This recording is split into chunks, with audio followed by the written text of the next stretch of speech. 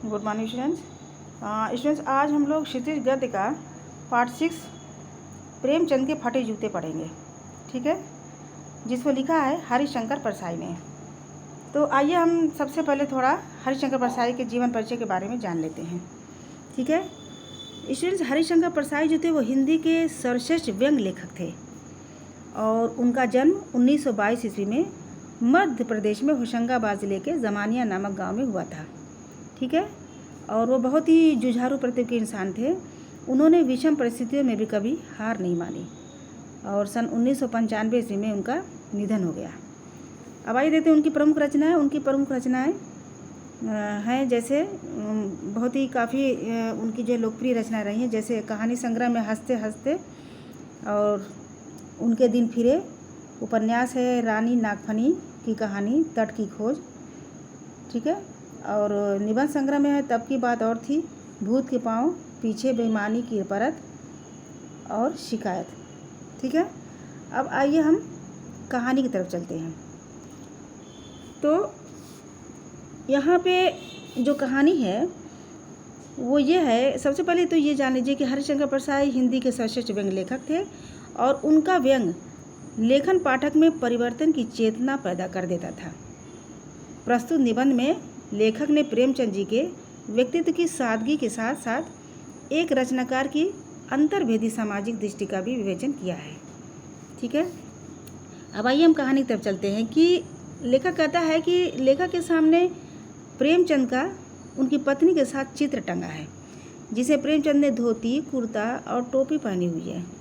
चित्र में गालों की हड्डियाँ उभरी हुई हैं और पाँव में कैनवस के जूते पहने हुए हैं, जिनके फीते जो है बेतरतीब बंधे हुए हैं, यानी इधर उधर लटके हुए हैं। दाहिने पाँव का जूता ठीक दिखाई देता है, पर बाएं वाले जूते में बड़ा सा छेद है, जिसमें से उंगलियां बाहर दिखाई दे रही हैं, ठीक है। अब लेखक यह देखकर सोचने लगा कि यदि फ़ोटो खिंचवाने की स्थिति यह है प्रेमचंद जी की, तो सामान्य जीवन की स्थिति क्या होगी। यह व्यक्ति जैसा फ़ोटो में दिख रहा है वैसा ही आम जीवन में भी होगा, क्योंकि इसमें अलग अलग पोशाकें पहनने का गुण नहीं दिखता है। लेखक यह सोचने पर विवश हो गया कि प्रेमचंद जैसे लेखक हमारे साहित्यिक पुरखों के समान हैं। क्या फ़ोटो खिंचवाते समय उन्हें अपने जूते का ज़रा भी ध्यान नहीं रहा। बहुत बेपरवाह और विश्वास हैं, उनके चेहरे पर बहुत ही विश्वास भरा हुआ दिखाई दे रहा है। अब लेखक प्रेमचंद के बारे में यह सोचकर हैरान है कि फ़ोटो खिंचवानी थी तो जूते ठीक से पहन लेते या फ़ोटो नहीं खिंचवाते। कोई ज़रूरी नहीं था ऐसे कपड़े में फ़ोटो खिंचवाना। शायद उनकी पत्नी का, फिर सोचता है कि शायद उनकी पत्नी का, उनकी वाइफ का बहुत आग्रह रहा होगा। लेखक के मन में यह विचार आता है कि लोग फ़ोटो खिंचाने के लिए दूसरे से जूते मांग लेते हैं, बारात में दिखावे के लिए मोटर व कपड़े भी मांग लेते हैं, फ़ोटो के लिए तो यहाँ तक कि दूसरे की बीवी भी मांग लेते हैं। और प्रेमचंद इतना बड़ा साहित्यकार, उनसे जूते भी नहीं मांगे गए, कपड़े भी नहीं मांगे गए। शायद प्रेमचंद फ़ोटो का महत्व ही नहीं समझते थे। अब यहाँ पे लेखक ये सोच रहा है कि प्रेमचंद जो है वो फ़ोटो के महत्व को नहीं समझते। टोपी 8 आने में मिल आती है, प्रेमचंद जी टोपी पहने हुए हैं तो कहते हैं कि टोपी तो 8 आने में मिल आती है और जूते 5 रुपये से कम क्या मिलते होंगे।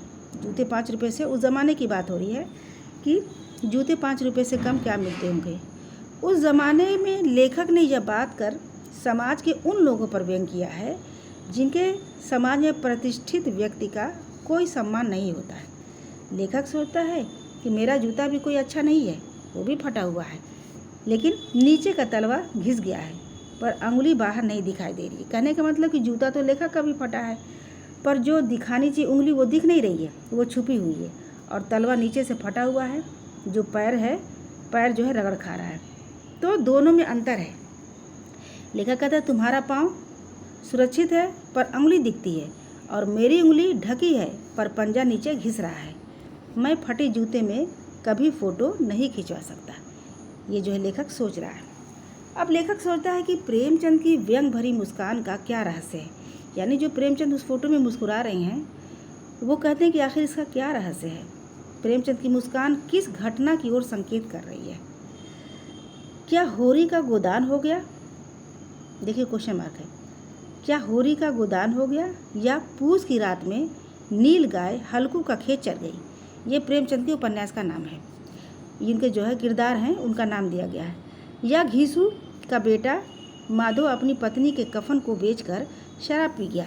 या फिर लेखक बनिए की तगादे से बचने के लिए दूर दूर के चक्कर काटता रहा। लेखक सोच रहा है कि चलने से तो जूता घिसता है, फटता नहीं है, पर तुम्हारा जूता कैसे फट गया। अब बार बार लेखक के मन में ये क्वेश्चन आ रहा है कि आखिर ये फटा जूता पहन करके प्रेमचंद ने फ़ोटो क्यों खिंचवाई। यहाँ पे लेखक ने फटे जूते के रहस्य को बहुत ही गंभीर चिंतन से बोधगम्य बनाया है, यानी बहुत ही गंभीर मामला बना दिया है। लेखक को रहस्य समझ में आ गया कि प्रेमचंद ने अपनी परिस्थितियों से कभी भी समझौता नहीं किया। यह प्रेमचंद की कमज़ोरी थी। जैसे गोदान का होरी नेम धर्म को नहीं छोड़ सका, इस प्रकार प्रेमचंद भी अपनी मुक्ति के साधन अपने नेम धर्म को नहीं छोड़ सके। कहने का तात्पर्य यह है कि जो उनकी पर्सनालिटी है, जो उनका चरित्र है, जो वजूद है, उससे वो कभी समझौता नहीं कर सकते। मनुष्य कितना भी गरीब हो जाए या कितना भी अमीर हो जाए, लेकिन उसका जो नेचर होता है, जो मिजाज होता है, कैरेक्टर होता है, वो कभी भी ख़त्म नहीं होता है, चाहे वो इंसान कितना भी बदल जाए। तो यहाँ पे प्रेमचंद का यह संकेत आज भी उन लोगों पर व्यंग भरी हंसी के द्वारा कह रहा है कि मैंने तो अंगुली बाहर निकाल तलवे को बचाए रखा, पर तुम उंगली बचाने के चक्कर में तलवे घिसाकर उनका नाश कर दिया, बर्बाद कर दिया। तुम दिखावे के चक्कर में जियोगे कैसे। लेखक प्रेमचंद की व्यंग भरी मुस्कान को भली भांति समझ गया। ये रही आपकी स्टोरी। स्टूडेंट्स, यहाँ पे जो लेखक है वो प्रेमचंद के जो इस कहानी में वर्णन है कि प्रेमचंद ने जो दिखावा, जो आजकल का जो वर्तमान जो माहौल है वो किस तरह से दिखावे का है। लोग इस कदर दिखावे में परेशान हो गए हैं कि बाहर अपने को दिखाने के लिए, शोबाजी करने के लिए वो अपना घर मकान तक बेच देते हैं, जबकि इंसान को जो सच्चाई है, जो हकीकत, हमेशा उसके साथ रहना चाहिए। जैसे प्रेमचंद जी हैं, वो घर में भी जैसे थे, वो बाहर भी वैसे थे, उनकी दिखावे की दुनिया नहीं थी। तो इस तरह से मनुष्य को हमेशा जो रियलिटी होती है, हमेशा उसके साथ जीना चाहिए। कभी भी इंसान को दिखावे के चक्कर में नहीं आना चाहिए। जिस तरह से आपने देखा कि प्रेमचंद जो हैं उनके जूते फटे थे तो उंगलियां बाहर दिख रही थी। अब इससे क्या होता है, इससे लोग देखकर ये कहेंगे कि देखो ये फटे जूते पहने हैं, पर जो लेखक था उसका कहना कि हमारे भी जूते फटे हैं पर उंगली नहीं दिख रही है। पर इससे क्या होता है कि उनका तलवा घिस रहा है, जिससे वो तलवा जो है चोटिल भी हो सकता है, घायल भी हो सकता है और वो उससे ज़ख्मी हो सकते हैं। तो इस तरह से वो दर्द सहना बर्दाश्त कर सकते हैं, लेकिन दिखावे की दुनिया नहीं छोड़ सकते हैं। तो प्रेमचंद जी समाज में व्याप्त भेदभाव और आडंबरपूर्ण व्यवहार को देखकर ऐसा लग रहा है कि मुस्कुरा रहे हैं। वे असरवादी और स्वार्थपरक लोगों पर व्यंग कर रहे हैं, जो वास्तविकता को छिपाते हैं। सच पूछो तो जो लोग सच्चाई और वास्तविकता को छिपाते हैं, प्रेमचंद उस पर व्यंग कर रहे हैं, मुस्कुरा रहे हैं। संघर्षों से बचकर निकलते हैं, उन पर हंस रहे हैं। प्रेमचंद का कहना था कि मैं यथार्थ का सामना करते हुए आगे बढ़ा। यथार्थ यानी सच्चाई का सामना करते हुए मैं आगे बढ़ा, दुख झेले किंतु अपने अस्तित्व को बनाए रखा। यानी जो उनकी आइडेंटिफाई है, जो पहचान है, जो उनका वजूद है, जो उनका अस्तित्व है, उन्होंने वो बचाए रखा। जबकि लेखक वास्तविकता को छिपाने के लिए अपने अस्तित्व, अपने मान सम्मान को नष्ट करते जा रहे हैं। जैसे कि आपने कहानी में देखा कि भले वो घायल हो गए, चोटिल हो गए, लेकिन उनकी उंगली नहीं दिख रही थी, नीचे से जूता फटा हुआ था।